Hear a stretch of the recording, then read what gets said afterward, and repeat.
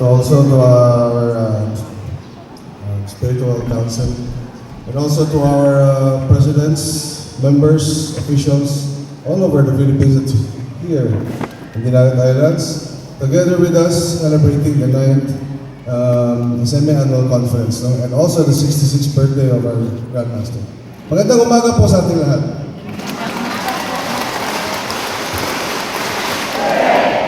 Kamusta po?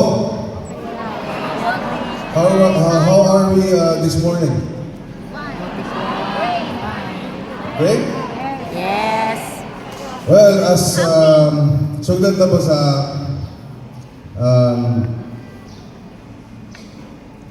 a little bit of a long speech.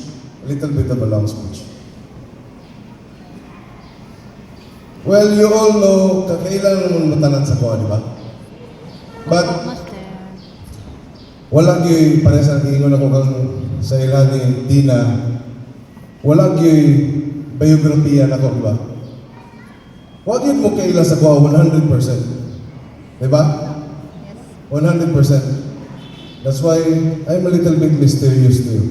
Right? Yes po, Master.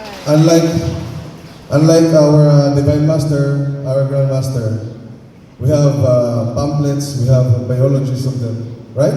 Yes. But your master, you don't really 100% know me. But this is good. This is good.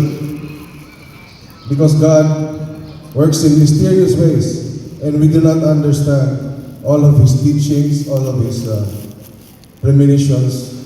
Tanan, di nato masabtan. Because we also do not know Him that much. Hindi po ba? Hindi po ba? Yes. That's why we always question. That's why we have all of these religions all over us. Because we really don't know Him as well. Hindi po ba? But, mag-iiwan siya ng mga aral niya, mga commandments niya sa mundo. And we all follow it, even if we don't know Him that much. Right? Yes po, Master. Yes. Am I right? Yes po. Do we follow Yes po. His commandments? Yes po. Well, I know I do. Right? Mga kaigsunan ko sa kapunungan, may abot na ng panahon, no, nga, kaingalan na yun. Kaingalan na lang ko ibutang si Roro as your president. So, better prepare this coming December. I wish that you would be here, all of you, to witness the leadership that I will be giving my son. But before I leave, hindi naman talaga ako leave. I'm here.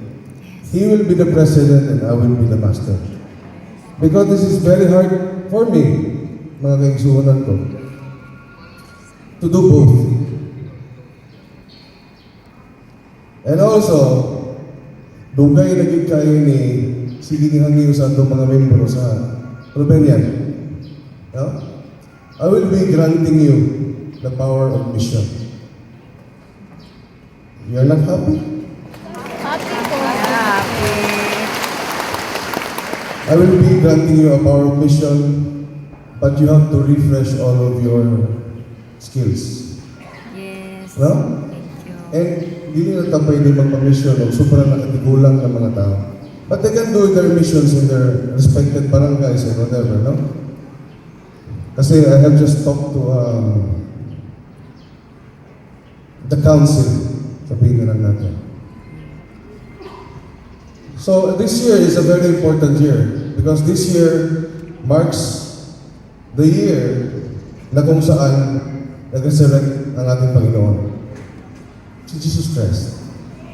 And for sure, you know, this year marks April 4th, April 5th, April 6th was the year, the same time, the same date na namatay ang Panginoon natin at bumangon din siya. So that's why it is important to also do this one. Hindi man ako namatay, nandiyan lang ako palagi dahil nabuhay naman ang Panginoon. Hindi po ba?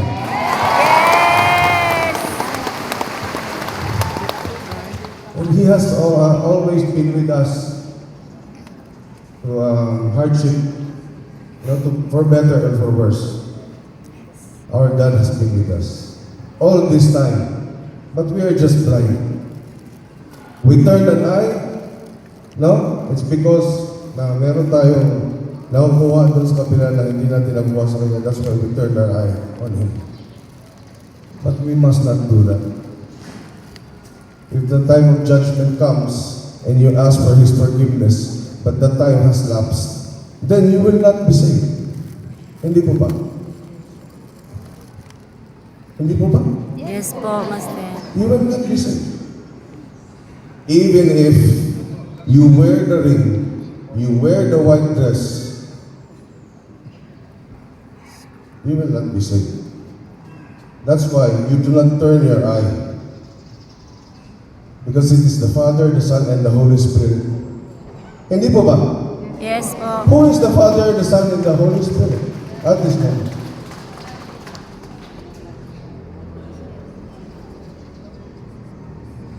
That's why it is very important, mga kaigsunan ko, that you know the person that you are following. Maraming mag-ingon din nga kaila sila sa kuha, but no, you do not know, really. You really don't know. Alam niyo ba na kung ilan yung ginamot ko na gumaling? Alam niyo ba na may polio ako na pasyente dati na pinalakad ko sa loob lang ng isang oras? You do not know that. Right? How many breast cancers did I heal? A lot. How many polio victims did I heal? A lot. But you do not know that. Because it is not written. Hindi po ba? That's why, sa panahon ng inyong master, sa panahon ng inyong master, everything you witness, you're right. Because Jesus,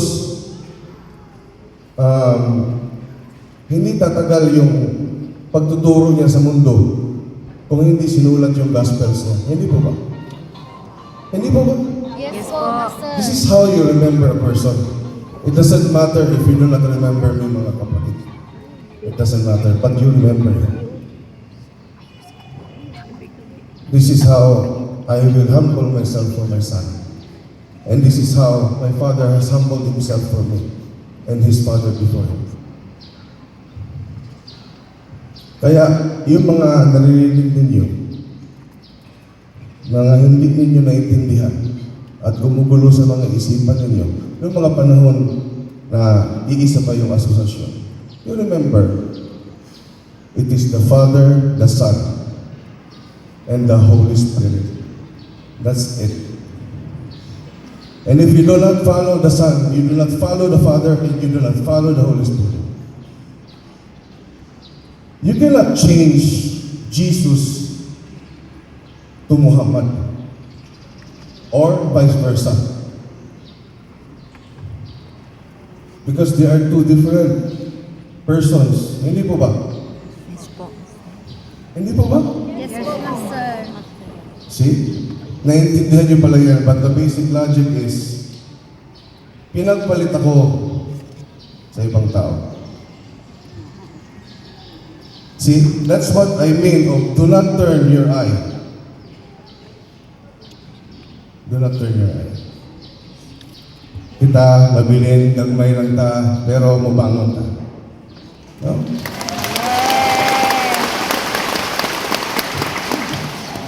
That's why it's been a very long time na hindi talaga ako nagpa-mission sa inyo.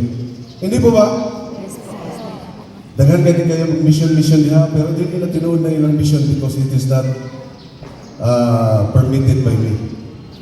No? Sa talan nga nag-mission sa Rebellion, wala pong di isa ang may permission sa inyo na mag-mission kayo. Yes, nalanghit mo sa kuha, pero wala po ning ingon, sige.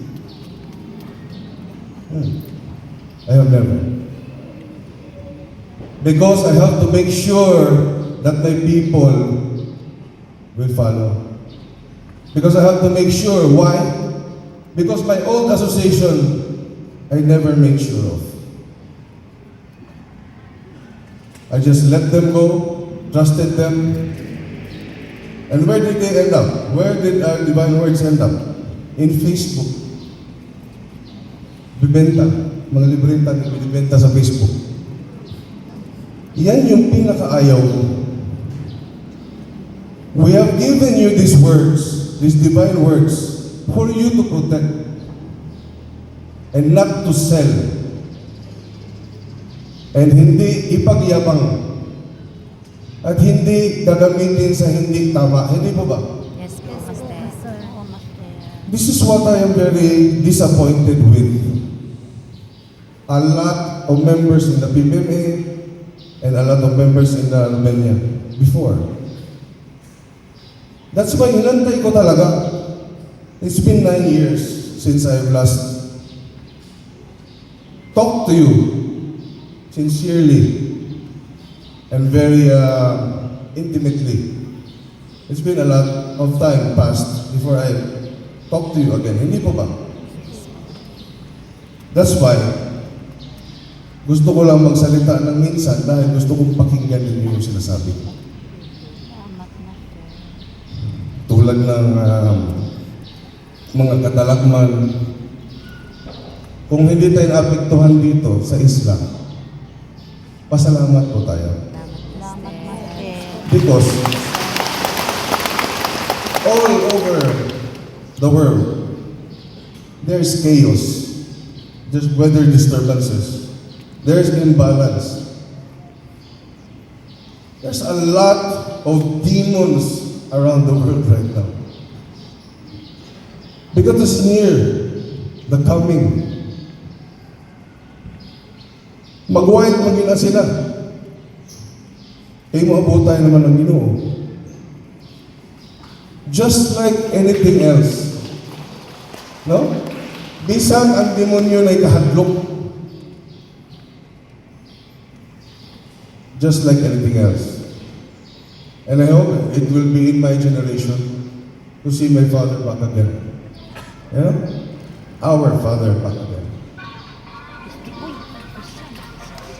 But mauna ng panahon na mga panahon na magsumunod ako pag-judge sa Lord. That's why it is very important for you now to stay really focused on being a member and being a good member. Kasi katulad nga na sinabi ni Divine Master dati, the association is just a name. It is through your work, through your diligence, through your belief, through your faith. Yun po yung pinipili. Name is just a name. The only name that cannot be erased is the name Ruben. If you erase the name Ruben, then because it is through succession. It is through succession, mga kapatid. Iba-iba po kami na Ruben because people are made the same as us. Different. We have our own. Hindi kami gumagaya. You know, we do not cheat people into believing, to let us believing that we are Him. You do not need to think otherwise. Ako po si Ruben Ecleo. Master po ako ng Romanian International.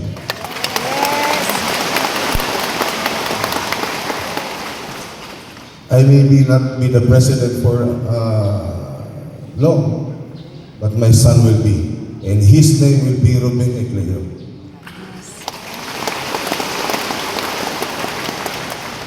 And this is how it should be. Madami kasi ang nangyari sa aking ama, mga kapatid. Maraming sumusulsul sa kanya. But alam niyo po, bago po siya namatay, siguro mga 6 na buwan, yung nasa bilibid siya. Every day, he is calling me. No, kada alauna ng madaling araw, 3:00 ng madaling araw, Natawag yun siya sa akin. Alam niyo po anong sinasabi niya sa akin? Wala na niyang ginawa si daddy kundi humingi ng pasensya. Walang ibang ginawa kundi humingi ng pasensya yung tatay ko sa akin. Pero alam niyo yung sinabi ko sa kanya, sabi ko, daddy, wala ka namang kasalanan sa akin. I understand your situation. Your situation is very dire. You're isolated. Yes, you have members around you, but they want your money. Sakit tayo. Kanang matawag si daddy sa kuha, tawag sa nila Uncle June sa una, kamaingon siya. Dang, kuhaan ako diri kay wala na ko ganahay. Sa ilang ibuhat sa kuha diri, kay manan ako gipriso diri. And those are from the members na nabuhat anak sa iyahan. Sakit para sa usa ka anak. Nung sila pag-ani ang nagbuhat, sila pa inilakas ng loob, masipaon mo. You know, most of them are blind and they don't know. Tinuod lang mag-exonan ko, buhay pa tana si Film Master Utana karon. Kay, you work out man ako nga nagkuha mag-lawyer, I was the one who paid everything from sa sariling bulsa ko.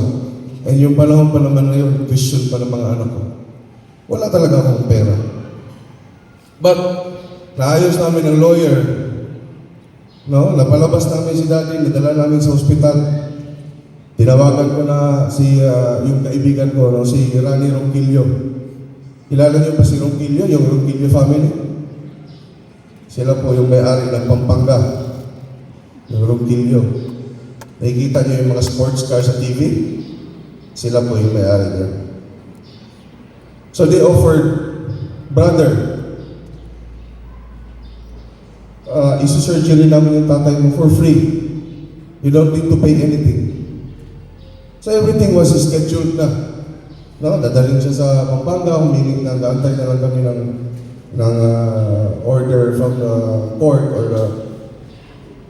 or the prison, the jail system na if you give us permission para magpa-operahan namin.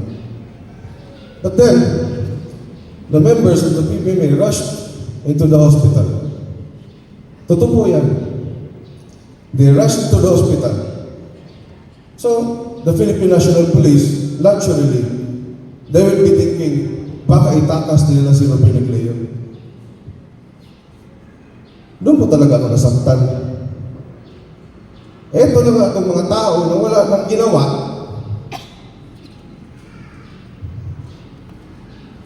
Tapos, it's very stressful for me at that time. Pero ngayon, I just learned to let it go. Maybe it was his time. Pero pag dumating po yung panahon na ako na mawawala, ayaw ko pong dumaan sa ganyan. Huwag niyo pong gagawin yan sa ating asosasyon, mga kapatid. There's too much blood, sweat, and tears para ibarog lang na ako ang inyong pangandoy. Kamu may nangandoy, di ba? Kamu may nag-ask sa ako, dahil rehistro na to, ibarog na to, ang opinion o usap. Di ba? Yes po, Master. Correct? Yes. Abi na mo nag-uog na po, hindi na mo galang, undang na po ko. Yes. So, please, my fellow members, my loved ones, my children, protect your master.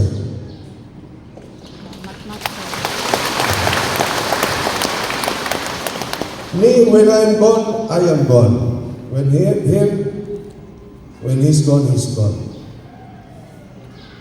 Pag nagkaanak yan, at nabuhay yung anak niya, at naisipan niyang isakripisyo din yung anak niya para po sa inyo, then that son or that my grandson will be gone also. And the bloodline, no? It is very important. Pagpasensyahan nyo lang po kung hindi po talaga kami 100% na Pinoy yung itsura dahil hindi naman po talaga.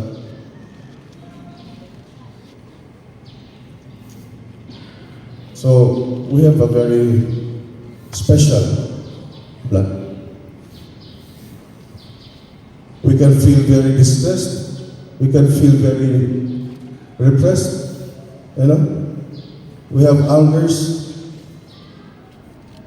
But these are not normal repression, normal angers. These are not normal. Because this affects a lot of things. It is a matter of balance. Napansin ko kasi yan. When I am mad, the weather in Dinagat is mad also. When I am not here, Dinagat just rains throughout. And when I am here, everything is peaceful. Means something. It means something that you need to protect. You know? Hindi ko naman sasabihin yan sa inyo para lang sabihin ko eh. But remember, your master Ruben Cleo the First in the future will be gone. And those cell phones that's recording my messages, I hope you understand. And I hope na balik-balik ko ninyo na tanaw. No? And I hope that you pass that into your younger members. No? And I hope you share that to all. I have been a fair master, mga kaigsunan ko.